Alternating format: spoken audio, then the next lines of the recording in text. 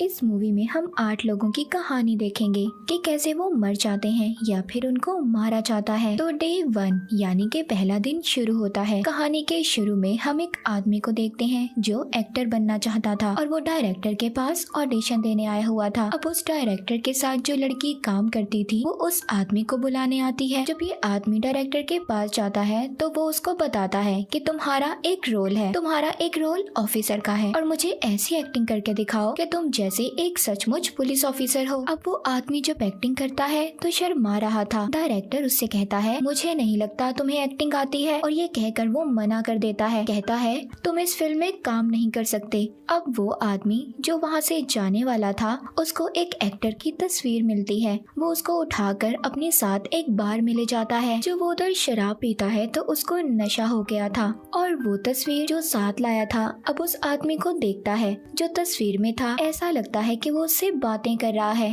Don't let that bastard. तस्वीर में बोलने वाला आदमी उसको कहता है अगर तुम्हें फिल्म करनी है तो दोबारा से डायरेक्टर के पास जाओ और उसको सही एक्टिंग कर कर दिखाओ। अब वो दोबारा से डायरेक्टर को फोन करता है और कहता है क्या आप मुझे दोबारा से मौका देंगे, मैं दोबारा से एक्टिंग कर कर आपको दिखाना चाहता हूँ। अब जब वो डायरेक्टर के पास जाता है तो बहुत अच्छी एक्टिंग करता है। डायरेक्टर को भी उसकी एक्टिंग अच्छी लगती है। अब आखिर में ऐसा सीन होता है कि ऑफिसर किसी को गोली मार देता है। ये आदमी अपनी गन निकालता है और एक्टिंग की एक्टिंग में डायरेक्टर को सचमुच गोली मार देता है। जो लड़की डायरेक्टर के साथ काम करती थी जब वो आकर देखती है तो डर जाती है और चीखती है।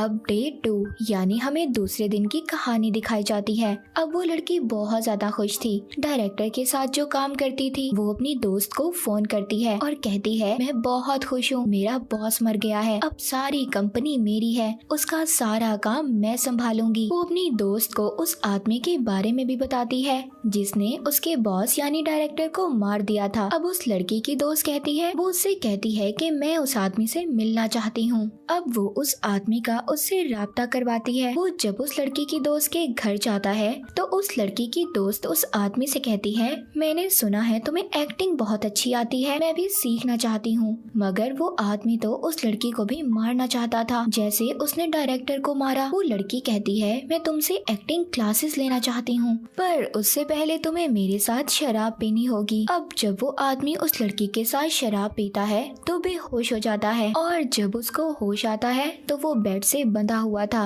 और लड़की उसके ऊपर बैठी थी जो उससे कहती है मुझे भूख लगी हुई है और तुम मेरा खाना हो जो बहुत ही मजेदार है। ये कहकर वो बहुत ही बड़े कीड़े में बदल जाती है और उस आदमी को खा जाती है। उसको खाने के बाद वो लड़की अपनी दोस्त को फोन करती है जो डायरेक्टर के साथ काम करती थी। वो कहती है मुझे मजा आया उसको खाकर, इसी तरह तुम और भी लोगों को मेरे पास भेज सकती हो। तभी उस लड़की के पाँव पर टैटू बना हुआ देखते हैं जो डायरेक्टर के साथ काम करती थी। मतलब वो भी एक इंसेक्ट यानी कीड़ा थी जो इंसानों को खाती थी और इंसानों के बीच में इंसान बनकर रह रही थी। तीसरे दिन की कहानी हम एक आदमी को देखते हैं जो बहुत ज्यादा नेक और मजहबी था मगर ये उन लड़कियों को मारता था जो ऐसे ही इंसानों के बीच में रहती थी और इंसान बनने का नाटक करती थी। मगर वो इंसान नहीं थी बल्कि एक खतरनाक किस्म का कीड़ा थी जो पूरे इंसान को खा जाती थी। अब वही लड़की जिसने एक्टर को मारा था वो एक पार्टी में से आ रही थी। जब वो अपनी गाड़ी के पास जाती है तो वही आदमी जो इसके जैसी लड़कियों को मारता था वो पीछे से आकर इसको पकड़ लेता है और उधर ही डेविल यानी शैतान का निशान बनाकर उसमें आग लगा देता है और उसको मार देता है। अब वो कातिल आदमी उस लड़की को मारकर बहुत ज्यादा रोता है, शायद वो उसको नहीं मारना चाहता था। अब वो एक चर्च में जाता है और उधर फादर के पास जाकर अपने बारे में बताता है कि पहले मैं ऐसा इंसान नहीं था मगर हाँ मैं ये भी जानता हूँ मैं इंसानों को बचा रहा हूँ उन खतरनाक चीजों से जो इंसानों के बीच में रहकर इंसानों को ही खा जाती हैं। जब मैं छोटा था मेरे माँ बाप मुझे बहुत मारते थे जिसके बाद से मेरे अंदर से सारा डर खत्म हो गया। अब वहाँ पर फादर उसको कहते हैं फिक्र मत करो, सब ठीक हो जाएगा। जब वो फादर की तरफ देखता है तो वो शैतान में बदल जाता है, मतलब कि वो खुद एक शैतान था। डे 4 यानी चौथे दिन की कहानी दिखाई जाती है। वही आदमी जो कीड़े में बदलने वाली लड़कियों को मारता था, वो सड़क पर एक लड़की का पीछा कर रहा था और अचानक से एक आदमी गाड़ी से उतरता है और उसको बेहोश कर अपने घर ले जाता है। वो कातिल आदमी जो लड़कियों को मारता था, वो उस आदमी से पूछता है कि तुम मुझे यहाँ क्यों लेकर आए हो। I don't understand this. What is this shit? वो कहता है मैं तुम पर बहुत दिन से नजर रख रहा था, मैं जानता हूँ तुम मासूम लड़कियों को मारते हो। वो कातिल आदमी कहता है मैंने किसी को नहीं मारा। जब वो आदमी उसको बिजली के झटके देता है तो वो कातिल आदमी सारी सच्चाई बता देता है। कहता है हाँ मैंने ही सबको मारा है, पर तुम मुझे यहाँ क्यों लेकर आए हो। अब वो आदमी जो इसको अगवा कर लाया था वो अपनी कहानी सुनाता है। वो कहता है मैंने अपनी बीवी से वादा किया था, मैं हमेशा उसका ख्याल रखूंगा और उसको जो भी जरूरत होगी उसको पूरा करने की कोशिश करूंगा। वो पूछता है तुम्हारी बीवी कहाँ पर है और मुझे क्यों बता रहे हो ये सब। वो कहता है मेरी बीवी को जी वायरस हो गया है, वो ज़ॉम्बी बन गई है, अब उसको खून चाहिए, इंसान का गोश्त चाहिए, इसीलिए मैं तुम्हें यहाँ पर लेकर आया हूँ ताकि वो तुम्हें खाकर अपनी भूख मिटा सके। तभी उस आदमी की बीवी इधर आ जाती है और उस आदमी का खून पीने लगती है जो लड़कियों का कातिल था और उसको मार देती है। अब डे 5 हम 5वें दिन की कहानी देखते हैं। अब वही आदमी जिसकी बीवी ज़ॉम्बी थी, उसके पड़ोसी एक बूढ़ा कपल थे। वो अपने घर के बाहर रूम फॉर रेंट यानी किराए के लिए कमरा खाली है का बोर्ड लगा देते हैं। उनको अपने घर पर किराएदार की जरूरत थी। उधर ही एक लड़की जो वर्जिश कर रही थी, तभी उसकी नजर इसी बोर्ड पर पड़ती है। वो लड़की अपनी दोस्त को इस बारे में बताती है क्योंकि उसे किराए के कमरे की जरूरत थी और बोर्ड की तस्वीर खींचकर उसके पास भेज देती है। छठे दिन जब वो लड़की उस कपल के घर पर जाती है, वो उससे बहुत ही प्यार से मिलते हैं और कहते हैं हमारा घर बहुत अच्छा है और तुम्हें बहुत अच्छा लगेगा। वो लड़की उनके घर पर एक तस्वीर देखती है, कहती है ये किसकी है। वो जो बूढ़ा कपल था वो कहते हैं ये हमारा बेटा है और यहाँ पर कम आता है, वो पेंटर है। अब वो उस लड़की को कमरा दिखाते हैं, उसको वो कमरा बहुत पसंद आता है। कहती है कल से मैं अपना सारा सामान लेकर आ जाऊंगी। तभी फोन की बेल बजती है। बूढ़े कपल में से लेडी फोन उठाती है, उसका बेटा बोल रहा था। कहता है मुझे भूख लगी है। वो लेडी कहती है तुम्हारा खाना तैयार है, जल्दी से आ जाओ। अब उस लेडी का बेटा घर पर जाता है और जब पूरा चांद होता है तो वो एक वेयरवुल्फ, एक खतरनाक भेड़िए में बदल जाता है। यहाँ पर हमें पता चलता है कि उनका बेटा एक भेड़िया था।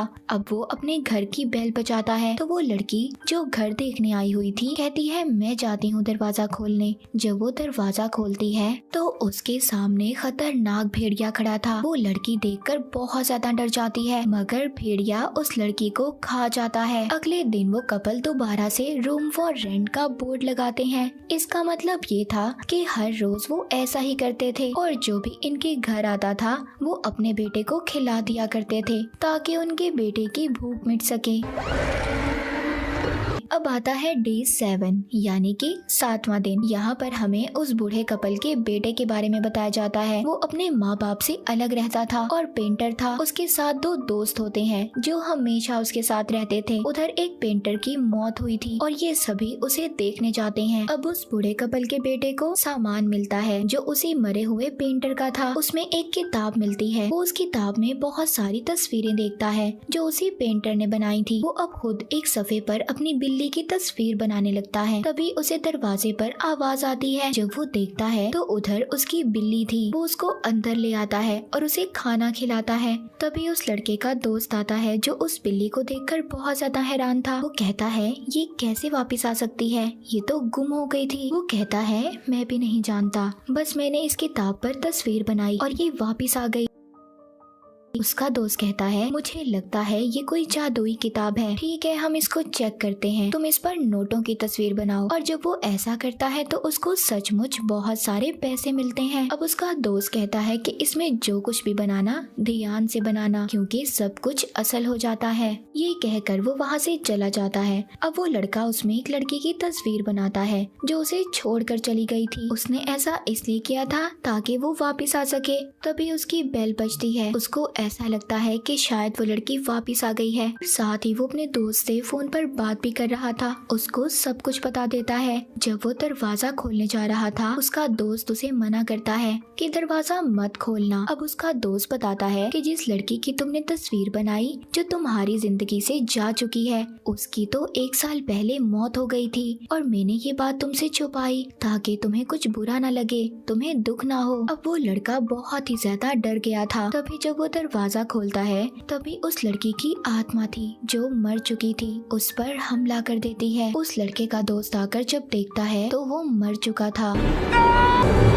उस लड़की की आत्मा ने उसे मार दिया था। जब वो उसकी किताब को देखता है जिसमें बनाया हुआ सब कुछ सच हो जाता था, उसमें आखिरी सफ़े पर शैतान की तस्वीर बनी हुई थी। अब उस लड़के का दोस्त ये सब सारा सामान अपने दूसरे दोस्त को पकड़ा देता है। यहाँ पर हमें उस दोस्त की कहानी दिखाई जाती है जिसके पास सारा सामान था, यानी कि इनका तीसरा दोस्त। जब अपने घर जाता है तो उसका मकान मालिक आकर कहता है कि अगर तुमने मुझे किराया नहीं दिया तो मैं तुम्हें घर से निकाल दूंगा। उस लड़के की एक अमीर लड़की से दोस्ती थी जिसका हस्बैंड बूढ़ा था और उस लड़की ने पैसों के लिए उससे शादी की थी। एक दिन वो लड़का उस लड़की के घर में बहुत ही कीमती अंगूठी देखता है। जो वो उस लड़की से पूछने जाता है तो वो नहा रही थी। वो उसको मना कर देती है और कहती है मेरे घर से निकल जाओ। लड़के को इस बात पर बहुत ज्यादा गुस्सा आता है और हेयर ड्रायर को चलाकर बाथ टब में डाल देता है, जिससे उस लड़के की मौत हो जाती है